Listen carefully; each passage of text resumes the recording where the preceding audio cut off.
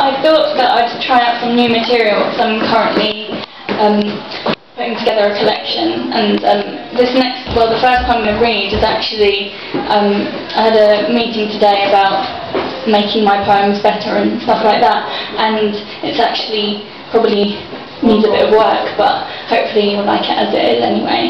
And it's actually one of the few prose poems that I've got, because I never really used to really get what they were, but I'm coming to terms a bit with that now. Anyway, it's called Fame. Fame's heels click-clacked hard on the floor, searching for red carpet to walk upon. She screamed like a siren for the lights of the paparazzi, flashing like strobes. She craved them to illuminate her, like a moth complaining when her paper-thin skin was burnt. Fame had a hunger that could never be satisfied, addicted to the binaries of bank statements, the crisp feeling of a fresh note, the poison that pushed into her skin in an attempt to freeze time, to become a photograph, still perfect.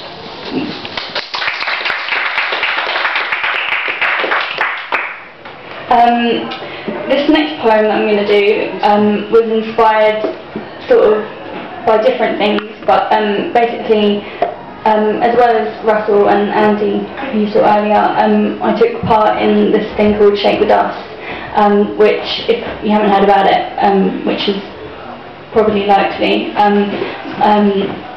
because it's all to do with young people and them competing in poetry slam in groups of 4, and basically I was following the poet shadow. I was a poet shadow for Ross Sutherland, who was the coach and was working in Cambridge and doing these workshops. And anyway, the theme for this was truth, and so even though it was not the best theme in the world, I thought I'd take some inspiration from it, and I wrote this. It's called Knives and Forks.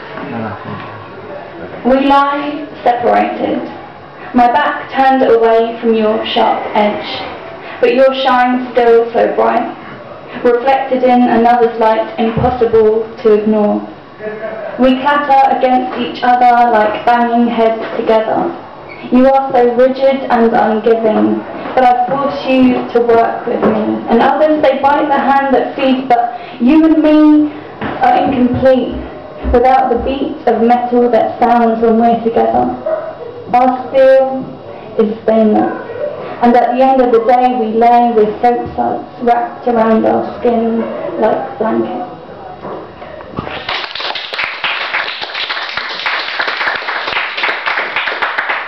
The next couple of poems are, they were both inspired while I was watching this film about Louise Bourgeois, who's an artist and one of my heroes. And this first one is actually about a song that gets played a lot in it, and it's called Arms. It begins with a line that I stole from it as well. So hold me, Mum, in your long arms, in your automatic arms, your electric arms, in your arms. Push the button, play the music, drums beat guns, cannot refuse it, blast it out and make some noise.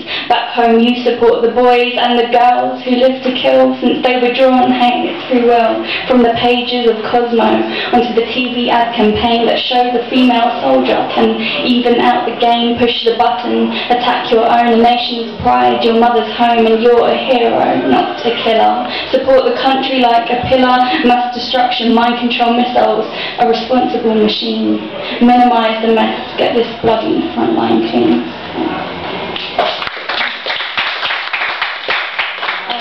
Now that one was also partially inspired by an article I read in the Metro about these machines that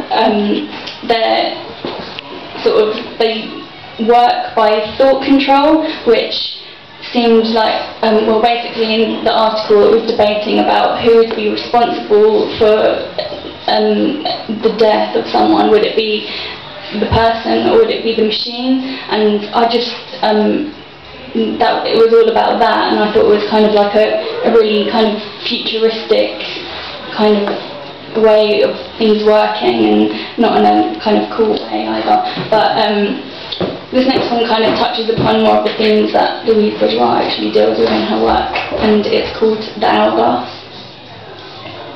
Grains of sand pass like biology, my body ticking like a heart, my love straining like teacups stacked such as domesticity.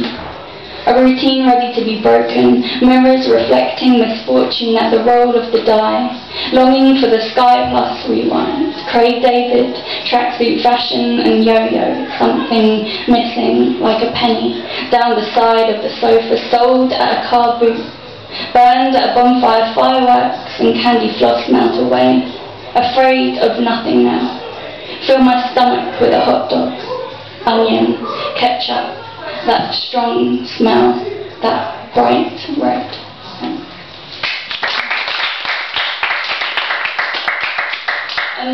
During my undergraduate years, I wrote this poem as part of a collection that I decided to write around the theme of love, which ironically hadn't truly experienced at the time, but I thought would be kind of a good theme to go into. And so yeah, this is called The Hermaphrodite. At the beginning of time, we were one. A moon-made cartwheel with 4 legs, 4 arms, and a face like a tragic comedy monk, moulded into a monster through divine eyes, split with a stroke of light. So now laughter exists as a distant echo, in search of half a human, damned by this desire, a hollow cry through a tunnel with no light.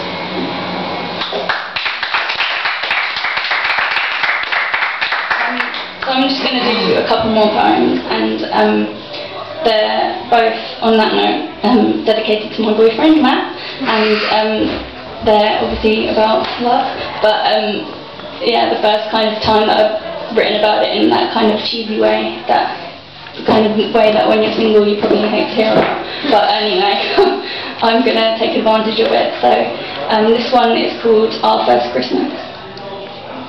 Gave me a staple pair of jeans, wrapped my legs around you, never let you go. I said, stay in my heart.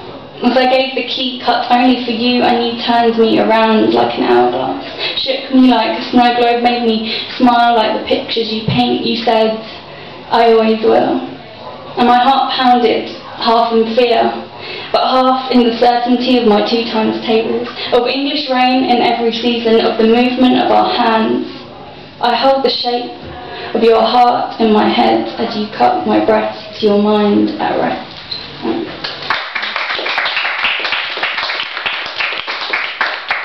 And yeah, as I said, this one's also dedicated to Matt, and I can't remember what else I had to say about it, so I'm just going to read it. It's called Happy. He greets me with roses, so pink and pure. My love, if I've been sick, then you are my cure, and I will for these flowers, not to fade, not to fall. All these years I've been searching, and your name is the call. But before I was silent, because it needed your ears to listen, to respond, to calm all my fears. There's nobody in the world quite like you. Quite like me, quite like us, honey. It's true, we're a team, and we've been through along parallel lines, but time twisted our paths, and now we're intertwined. And I think you will find I was made for you, and you for me. And so now we are happy. Thank you for listening. Which I always forget to say, so thanks. Carmina Masoliver.